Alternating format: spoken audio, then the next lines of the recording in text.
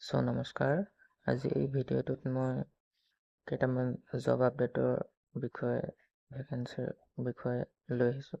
চাওঁ আহকচোন ক'ত এই ভেকেঞ্চি কেইটা ওলাইছে। এই ভেকেঞ্চি কেইটা য'ত ওলাইছে সেই অৰ্গেনাইজেশ্যনটো হৈছে north eastern electric power corporation limited. সাধাৰণতে এইটো এটা গভৰ্ণমেণ্ট অ'ন এণ্টাৰপ্ৰাইজ হয়। সাধাৰণতে এটা PSU হয়, য'ত বিভিন্ন কেইটা ভেকেঞ্চি ওলাইছে, বিভিন্ন কেইটা ফিল্ডত কাৰণে বহুত কেইটা ভেকেঞ্চি ওলাইছে। চাওঁ আহকচোন এইকেইটা কি হয়।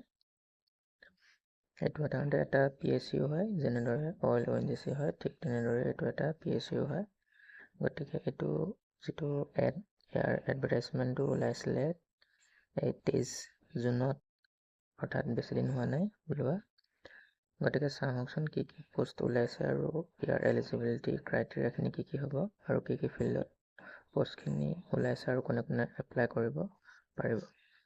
গতিকে ইয়াত কেইবাটাও ভেকেঞ্চি ওলাইছে। ইয়াৰ ফাৰ্ষ্ট যিটো ভেকেঞ্চি হৈছে সেইটো ওলাইছে 1 নম্বৰ যিটো পোষ্ট দিয়া আছে আপোনালোকে ইয়াত দেখিছে, সেইটো হৈছে এক্সিকিউটিভ পোষ্ট। ইয়াৰ সাধাৰণতে দুটা পোষ্ট ওলাইছে আৰু 37 years to যিটো মেক্সিমাম আপাৰ এজ লিমিট দিয়া আছে সেইটো দিয়া আছে। আৰু ইয়াৰ কাৰণে যিটো ৰিকুৱাৰ্ড কোৱালিফিকেশ্যন হৈছে সেইটো full time bachelor in engineering বা বেচেলৰ ইন টেকন'লজি আৰু BSc engineering in any field কৈছে।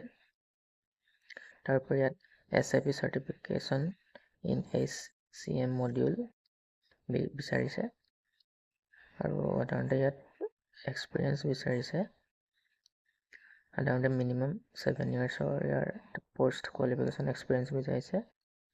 যদি আপোনালোকৰ আছে তেতিয়াহ'লে আপোনালোকে এই যিটো পোষ্ট আছে সেইটো কাৰণে এপ্লাই কৰিব পাৰিব। আৰু ইয়াৰ যিটো চেলেৰি আছে সেইটো 1,66,000 বুলি দিয়া আছে।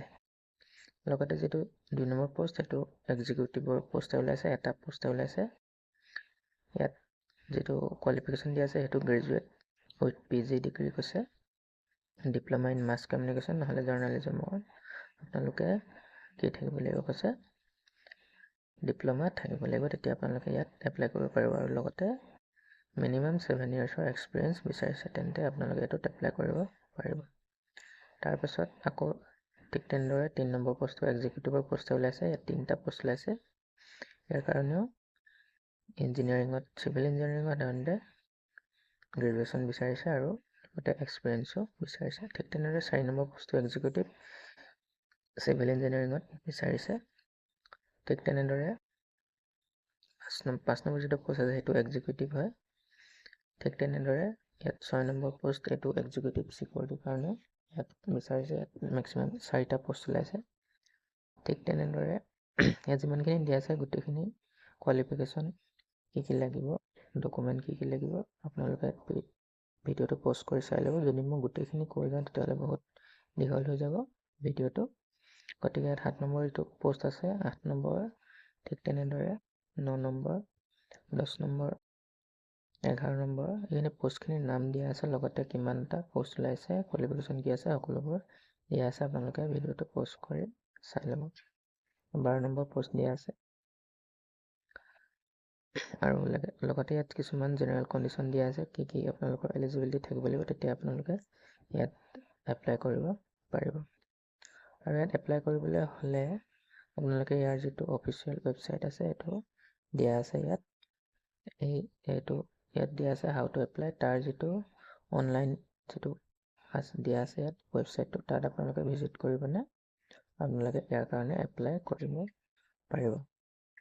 ইয়াৰ যিটো এপ্লিকেশ্যনৰ লাষ্ট ডেট হৈছে সেইটো হৈছে 7-13 জুলাইৰ 13 তাৰিখলৈকে আছে ইয়াৰ এপ্লিকেশ্যনৰ লাষ্ট ডেট। আৰু যিটো ৰেজিষ্ট্ৰেশ্যনৰ আৰম্ভণি হৈছে 23 তাৰিখৰ পৰা, অৰ্থাৎ যিদিনা এইটো এডভাৰটাইজমেণ্টটো আহিছে। গতিকে আপোনালোকৰ যদি এলিজিবিলিটি ক্ৰাইটেৰিয়াখিনি ফুলফিল হয়, ইয়াত যিখিনি ভেকেঞ্চিৰ কাৰণে পোষ্ট ওলাইছে, তাৰ পোষ্টখিনিৰ কাৰণে আপোনালোকৰ যদি এলিজিবিলিটি ক্ৰাইটেৰিয়া আছে তেতিয়াহ'লে আপোনালোকে নিশ্চয়কৈ এই পোষ্টকেইটাৰ কাৰণে এপ্লাই কৰিব পাৰিব। গতিকে আপোনালোকে এই গোটেই PDFটো মই ডেছক্ৰিপশ্যনত দি ল'ম, তাত আপোনালোকে গৈ পিনে ভালদৰে পঢ়ি চাই ল'ব পাৰিব, নতুবা আপোনালোকে ভিডিঅ'টো প'জ কৰিও যিমানখিনি দিয়া আছে গোটেইখিনি চাই ল'ব পাৰিব। গতিকে লাষ্ট ডেটটো শেষ হোৱাৰ আগতে আপোনালোকে এই পষ্টখিনিৰ কাৰণে এপ্লাই কৰি ল'ব।